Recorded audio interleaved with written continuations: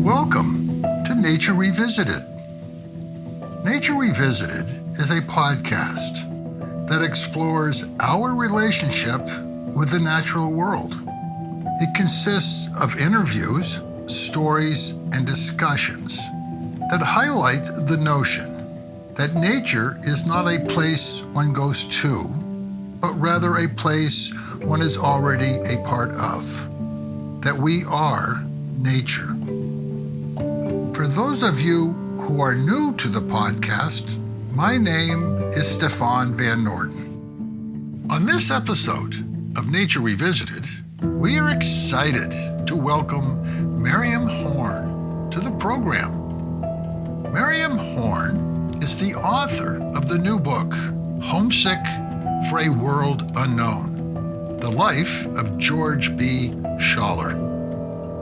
Homesick for a World Unknown is the first biography of George Schaller, the biologist who redefined our understanding of animals in the wild and who helped to save more wild landscapes than anyone before or since.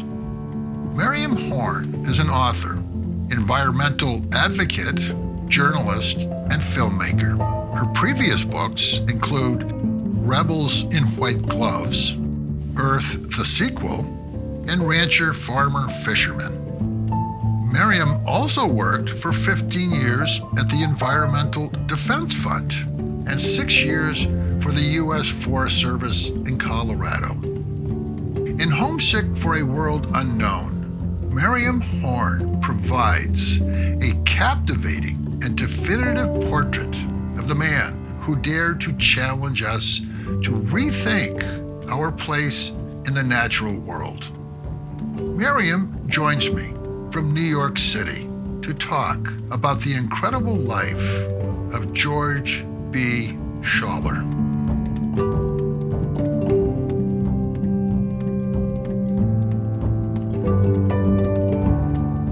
Miriam, welcome to Nature Revisited. Thank you so much. It's an honor to be here. Well, it's an honor to have you on the podcast, talking about your new book, Homesick for a World Unknown, The Life of George B. Schaller. So let's start with, why do you think that many of us are not familiar with George Schaller, and why it is important that we should be? Well, George made a strategic decision about midway in his career to really work under the radar. He was working primarily in China and especially in Tibet at that point. In those circumstances, it served the work best to be quite quiet about it. He also had zeroed in on one of what he counts his most important legacy, which is to help develop young scientists in the countries where these animals live. And so he really wanted the spotlight shown on them. He also temperamentally was never a lover of the limelight.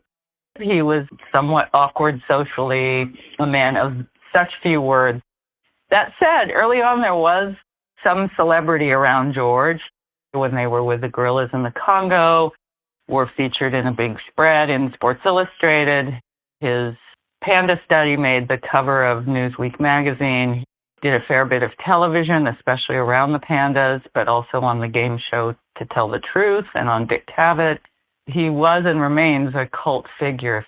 Everyone from David Attenborough to Michael Crichton to Stanley Kubrick were in awe of him and deeply influenced by his work. So for a long time, George has resisted having someone write a biography about him. What do you think changed his mind, and why did you want to be the one to do it? Well, let me answer the second question first.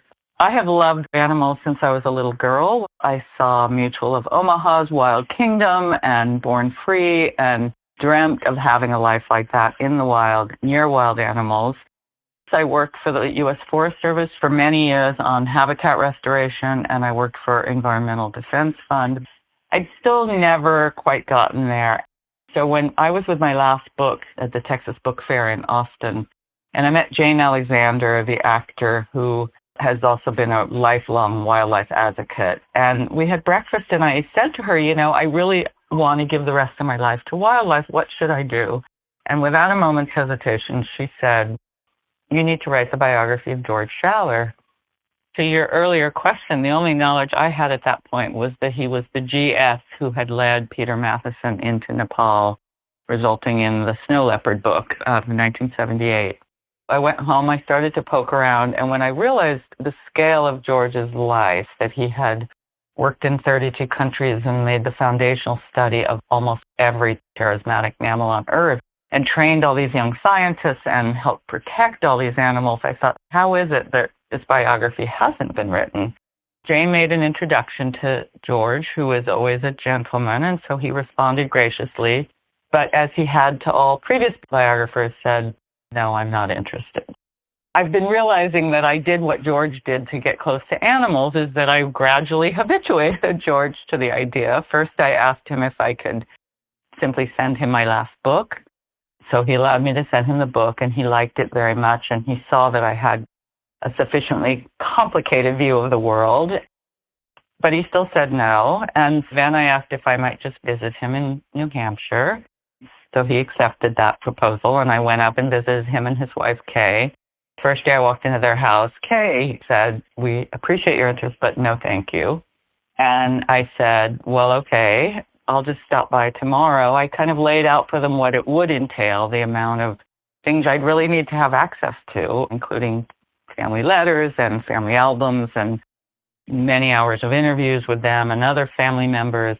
Well, when I walked in the next morning, Kay handed me a pile of airmail letters on that old tissue paper, thin paper we used to use, and said, these might interest you. And they were the letters she had written home, marvelous, marvelous letters that she had written home to her mother from the Congo in 1959, and then from India, where they were living with their toddlers and tigers, and the Serengeti, where they were living with lions in the 1960s. And at that point, I knew the no had turned to a yes.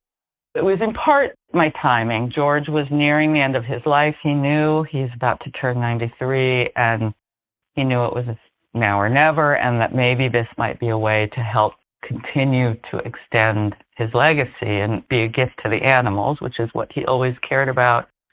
He also told me later that it was because I did have conservation experience on the ground that he trusted me to be true to the complexity. So let's go back to the beginning. Can you share some of George's early years and how his childhood helped shape a lifetime of discovery? Well, he had a tough childhood. His mother was an American socialite from the Midwest. She had met the German consul to Chicago in 1932, and they married and sailed to Berlin just in time for George to be born and for Hitler to come to power. In order to keep his job, George's father joined the Nazi Party. So his childhood was spent in wartime Europe with an American mother and a Nazi father, which meant that he was moved around many, many times. They lived in Katowice, Poland, they lived in Prague, they lived in Copenhagen, they lived in Dresden. And everywhere he went, he was loathed, either for his American mother or for his German father. So it was a very isolating childhood, often frightening childhood. He was in tunnels that got bombed. He was searched by American GIs. They were often extremely hungry, and he was out in dumpsters scavenging for bits of food. It shaped him in many ways. One is he discovered solace in just a few places. One was in reading the accounts of explorers of far-off places, and particularly the Tibetan Plateau. Those explorers like Sven Hedden called to him. And one was going out into the forest, where he started collecting eggs, and he discovered the peace he could find in the forest. and he started to do his first little animal studies. I found a childhood watercolor called What the Fox Eats, where he shows all the prey animals that predator eats, which would become a professional theme in his life. He also learned to survive alone for long stretches. He was often separated from his family, and to live with, physical privation, to live with hunger, and to live in extremely uncomfortable circumstances. I also think that he got some of his deepest motivation there to reach out to persecuted creatures, to the most vulnerable beings on earth. So I think it had a huge impact on him. So you write in the book that the summer of 1956 kind of set the course for his life. Can you share how 2 glorious months in the tundra changed everything for him?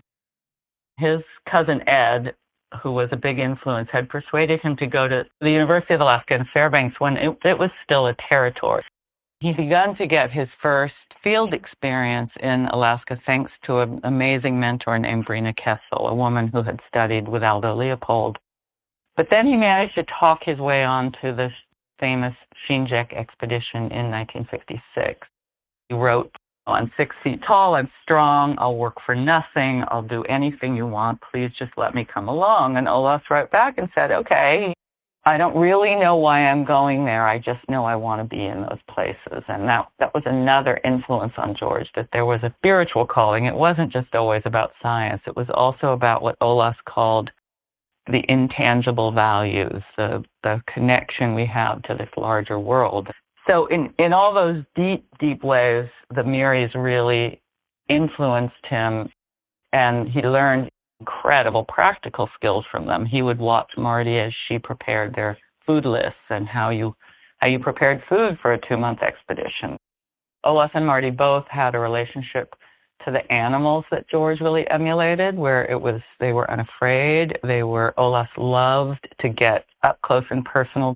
They really counted themselves visitors in the animals' world, which was really instrumental in shaping George. They also had a really deep, respectful relationship with the native peoples, and particularly the Gwich'in. Olaf would sit for hours and get lessons from the Gwich'in on what, for instance, the local names were for the various bird species, and he spoke several native languages. That was also hugely influential on George, and he would go on to learn from native peoples. George married Kay Morgan in 1957.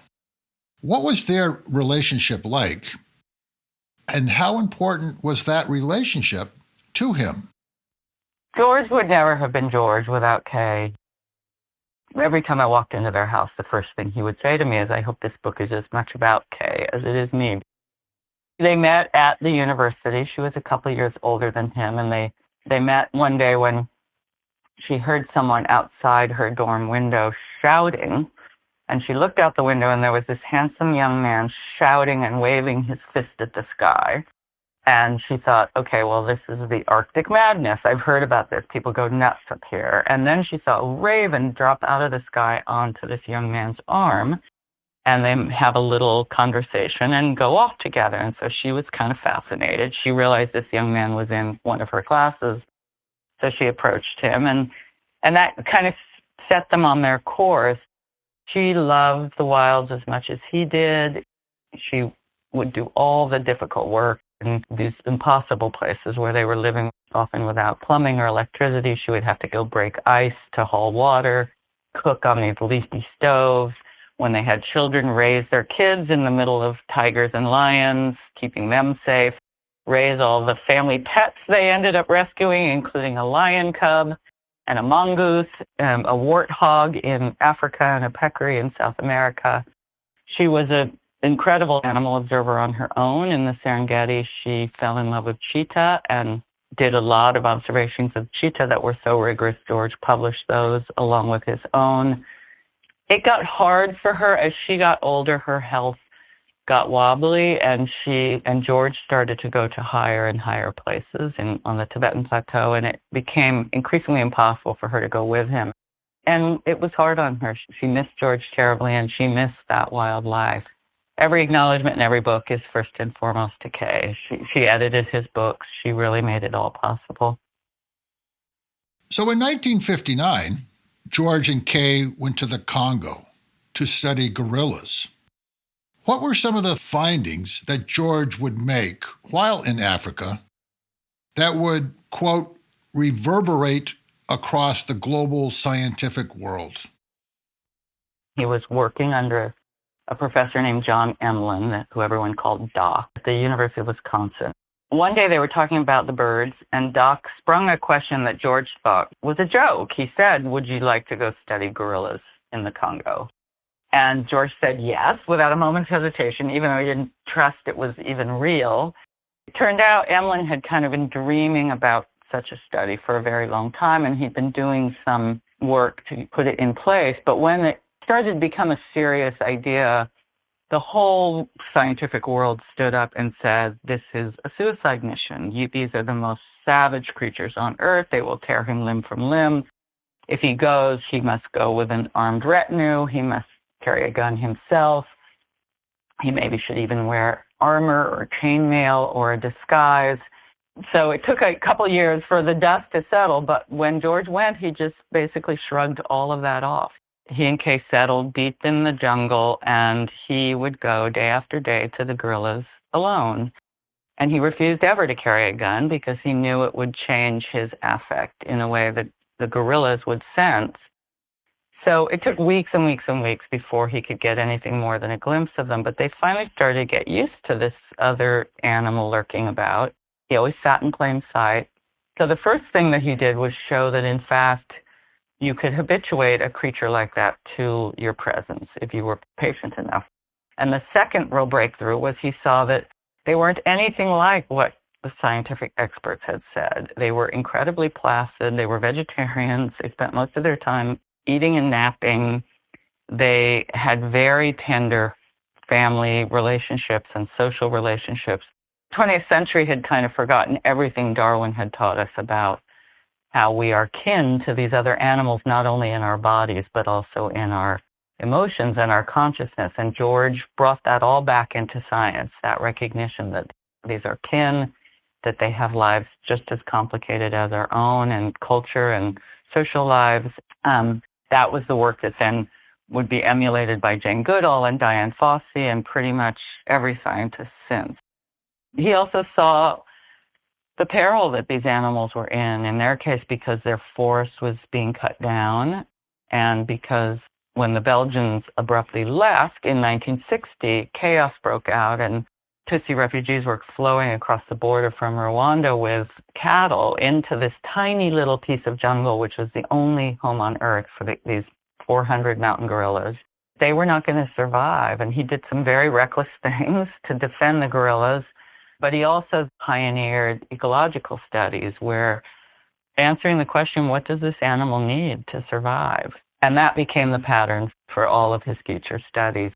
And it became a whole field a decade later called conservation biology. But really, you had to, in every case, understand the full ecosystem, all the relationships between predators and prey and flora and fauna, so that you could ensure the animal's survival. So from 1966 to 1969, George lived with his family in the Serengeti.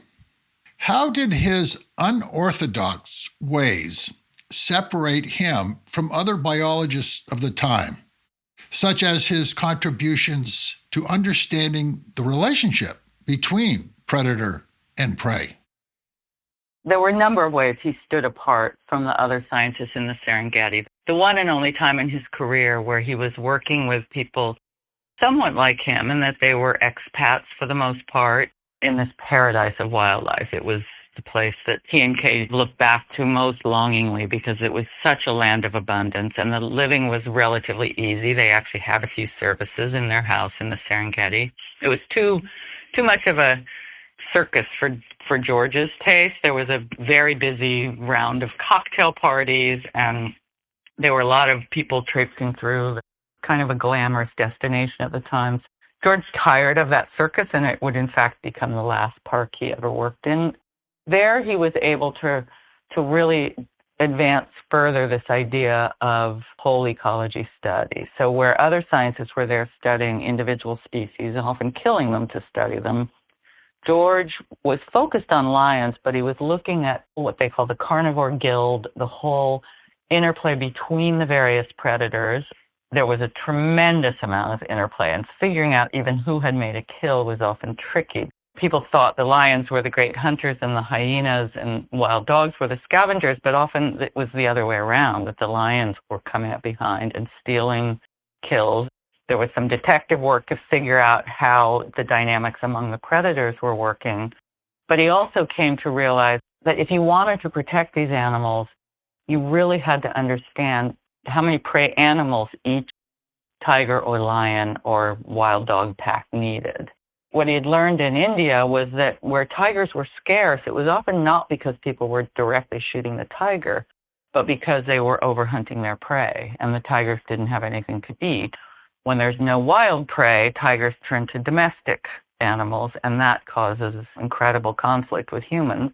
So George started to do these rigorous studies quantifying exactly how many prey animals these top-tier predators needed to eat.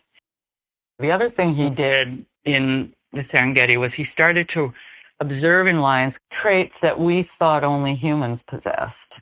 He realized that lionesses were hunting cooperatively, that they would fan out around whatever prey they were after and work this herd or this animal from several sides. And that meant they had to have theory of mind, which is the ability to actually inhabit another person's or animal's perspective, to see what they're seeing and anticipate their moves, because otherwise you can't coordinate a hunt in that way. Well, that really blew science open. When E.O. Wilson wrote his famous sociobiology, he leaned very heavily on that work. George also witnessed infanticide for the first time there, and how one pride would come in and kill the cubs of another pride in order to get the females to mate with them. That also was really an unprecedented finding. He really moved field science out of what David Attenborough called something a gentleman would do, a kind of hobby. He really gave it the scientific credibility that had been awarded to lab science. This whole idea of longitudinal study was yet another thing that he helped to pioneer.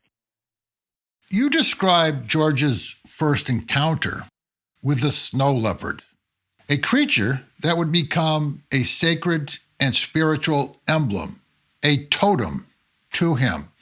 Can you share that? He was in Pakistan in 1970. He knew snow leopards were there because he knew it from the local people. Snow leopards are the most famously elusive cat on Earth. Some people call them the ghost cat. Even if they're right in front of you, they can be next to impossible to see because they have this beautiful, soft gray and white coat. They slip away without you ever knowing that you've been sitting nearby one. They're unbelievably beautiful because they're like a cloud. They've been this elusive lure in science in general, almost mythical. So George went for his first time to Pakistan in 1970, and he did something that he would later quit doing. He tied out bait animals to lure the cats in, but they were not seeing any cats. And then one day, one of his guides started gesturing to him and pointing up at the cliff, and he looked up at the cliff, and there was a mother snow leopard with a cub looking down on them from a ridge.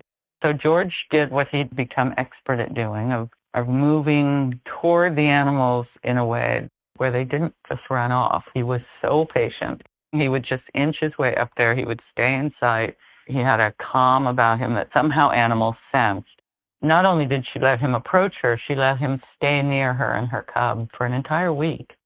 She had hidden her cub in a rock cleft, but she brought the cub out eventually. She would lie there with her eyes closed in the sun and the cub frolicking about with George just a few hundred yards away. And she just stayed for a week. It was one of these magical moments where, as George said, he almost dissolves into the animal itself. Even the most famous other field biologists would remark on these singular qualities he had. They would say, there's George and there's the rest of us. He had a physical prowess that none of them could match. He spent that whole week with her. He took the first pictures anyone had ever taken in the wild of snow leopards. The snow leopard got under his skin in a way that sometimes, to his regret, it would pull him away from things that were more fruitful because he just had to go see if there were snow leopards there. It was an incredible talismanic force in his life. So in the book, you write extensively about the expedition that George and Peter Matheson took in 1973 into the Himalayas to study the blue sheep and to look for snow leopards. What made that expedition so memorable? The fact that you had two of the greatest naturalist writers on earth both writing about it. Peter Matheson produced The Snow Leopard, which won the National Book Award twice, only book ever to win it in two different categories, 2 different years. And George had written a very long chapter in his book, Stones of Silence, about it. So I had those 2 accounts, but then I also had the field journals both men had kept, and I had the letters they had written each other commenting on the respective manuscripts which they had exchanged. It gave me this incredible ability to understand them in a whole different way and understand this journey in a whole different way. Matheson had written about it in the long-lived idea that you were either a scientist or you were a spiritual seeker, that those were opposed enterprises. That trip really helped reveal that George was just as much of a spiritual seeker as Matheson, and even in many ways further along the path because he had mastered this art of giving his full attention to a situation. And it was Buddhism in both men's cases that became kind of the template and deeply revealing in that sense of smashing this divide that again was a 20th century phenomenon. In the 19th century, people were expected to be poet scientists. But it was also revealing, especially the correspondence about the respective manuscripts. There's a lot of George in The Snow Leopard, and it's not always the most flattering portrait. George can be kind of a curmudgeon. He can be difficult and prickly. Peter captured all of that. When he sent his manuscript to George, George commented not a single word about the portrayal of him. Peter, by contrast, sent George 4 pages, single-spaced, of comment on how he was portrayed in this one chapter that George had written. And he was afraid that he came off looking hyperbolic about things. And so he wrote George a long commentary, effectively asking him to change the portrait, which George, he changed 1 or 2 sentences, that he was a believer that the writer of a book owns the book. And he treated me that way too. Time doesn't allow us to talk about all the places that George left his influence. Can you briefly share some of the other places where George left his footprint? Well, he worked in 32 countries on 4 continents. We talked about Alaska. He also worked in Brazil in the Pantanal on jaguars. He worked in Africa twice. The rest of his career was devoted to Asia. As I looked at maps, I realized that Western China had really staked its claim on him as incredibly important to wildlife, probably the most important place on earth for wildlife. But wildlife crossed borders. So George basically worked to the north of China in Mongolia. He worked to the west of China in Afghanistan and Tajikistan and Pakistan and Iran. He worked to the south of China in India and Nepal and Myanmar and Laos. He took in the whole world of these animals. Many of these countries, he was instrumental in getting the governments to designate protected areas, national parks. If you add up the area of all of those, they equal an area the size of France. And they often allow this cross-border movement that is essential to migratory species like Marco Polo sheep or snow leopards, for that matter. The other absolutely essential thing he did in those countries is bring young scientists, often for their first field experience, and work with them on their first papers and really help them get their foothold in science so that they could carry on the work. So from 1980 to 1985, George, along with his wife Kay, studied pandas in China. How was the pandas' situation so very different from any of his other wildlife studies? Well, it was his first outing in China, and it was a really tough time in China. He was the first Westerner to ever be invited to study the panda, which is officially a national treasure. The Cultural Revolution had only been over for a few years, and China was barely open to the West, but just opening. And it was a place still of incredible suspicion, especially of scientists and of foreigners. Physically, it was very arduous. The pandas live in these high bamboo jungles that are often extremely cold. George lived in a tent for 5 years with his panda colleagues. Kay was able to join him for much of that. It was a very collectivist way of living, which did not suit George's temperament. That was quite hard on him. And there was this, they called it pandemonium. There was this rescue frenzy that emerged soon after he arrived, where word went out that there was a bamboo die-off. Pandas had been around forever. Living with those die-offs, they would just get up and walk somewhere else where the bamboo was still alive because it was very locally specific. When they first started to make gifts of pandas to other countries as an act of diplomacy, including to the United States, audiences were crazy about them. There was no animal that would draw people to a zoo like pandas. Zoos around the world started clamoring for them and would pay up to $1 million a pair to rent pandas annually. So the combination of this bamboo die-off and that sudden market for pandas caused this craze to start capturing all the wild pandas, which George had to fight furiously against and kept saying they are not starving to death. What's killing them is being captured, and a lot were dying in captivity. A lot never got back out of captivity. He wrote The Last Panda. He called it that because he really thought that it might have doomed the pandas. He did succeed in stopping the rescue craze, and the pandas are, in fact, in recovery like every other species he worked on. So in the end, it turned out to be an incredible triumph.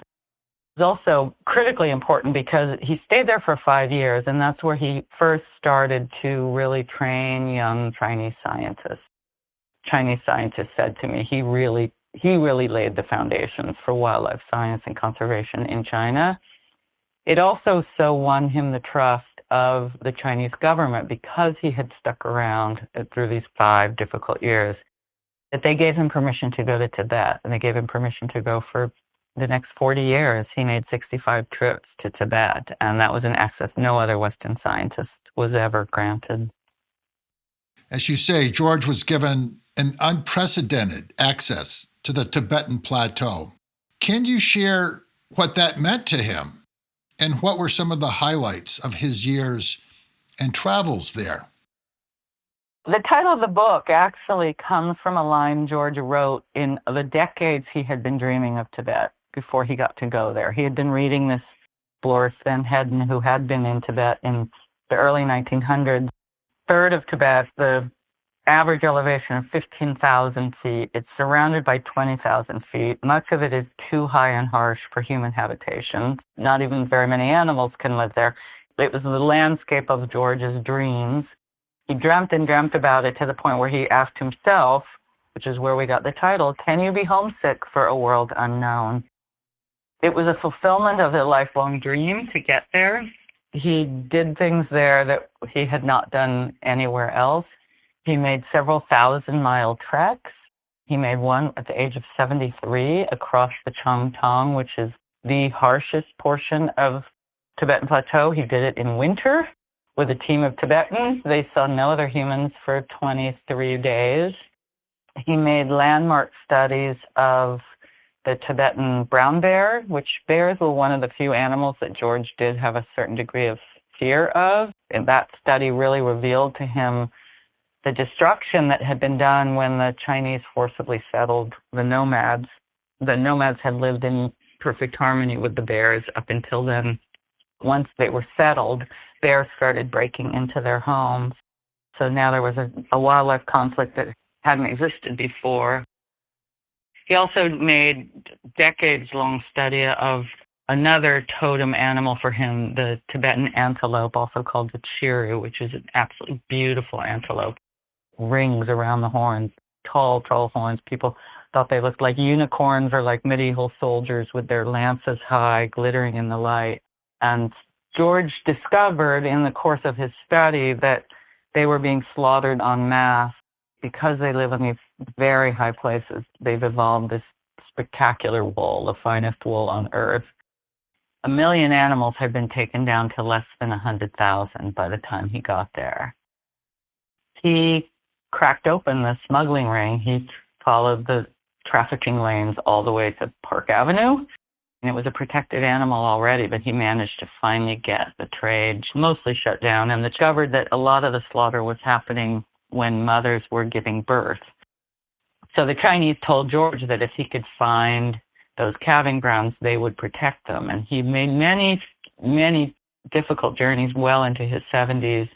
He was followed by 4 of the great climbers on earth, Rick Ridgway and Jimmy Chin and Conrad Anker and Galen Rowell, who'd been following his work, admired him immensely, and stepped in and said, okay, we'll complete this journey you've not been able to. And they did, in fact, succeed to get the Chinese to create the Changtang National Park, which is the second largest park in the world.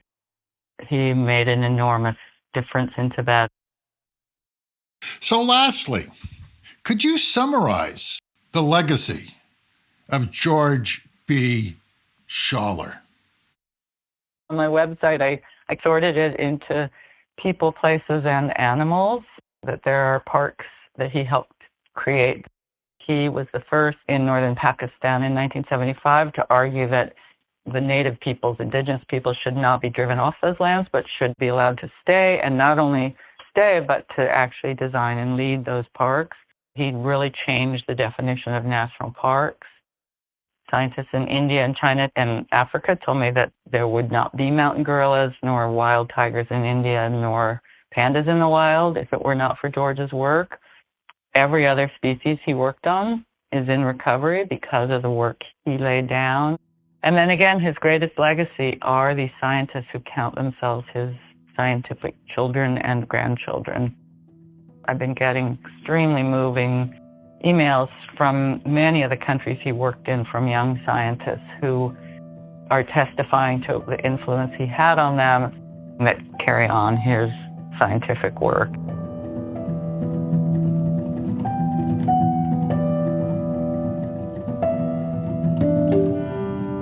I hope you enjoyed my conversation with Miriam Horn, talking about the life of George Schaller and her new book, Homesick for a World Unknown. And I also hope you take the opportunity to read this incredible biography about the man who shaped modern wildlife ecology. You can learn more about Homesick for a World Unknown and Miriam Horn at her website, miriamhorn.com. Norton Productions would also like to announce the publication of Nature Revisited, Stories of Hope for a Planet and Its People. Nature Revisited, the book, is a collection and celebration of 20 interviews from the first 6 years of the podcast. 20 incredible interviews transcribed from episodes with people such as Ursula Goodenough, Doug Talmy, Camille Dungy, and Kurt Meany, to name a few. People who are making a difference in the way we perceive our relationship with nature and the natural world, and who are helping to shape our future. It is beautifully illustrated by Minnesota artist Mark Granlund and is available through your local bookstore, nortonproductions.com, jeffryanauthor.com, or Amazon. If you enjoyed this episode of Nature Revisited, please share with friends, family, and colleagues. And please rate us on your favorite podcast server. It will help us to reach a larger audience. You can follow Nature Revisited on Facebook, Instagram, YouTube, and on our website, nortonproductions.com. And please share your comments and suggestions for future guests for Nature Revisited on the comment section of this episode on our website. The music for this episode is The Machine in the Garden by Ben Cosgrove from his album, The Trouble with Wilderness. The Nature Revisited team consists of Stefan Van Orden, Charles Gagan, and Scott Chasky. And I hope you will join us for the next edition of Nature Revisited. And in the meantime, remember, we are nature.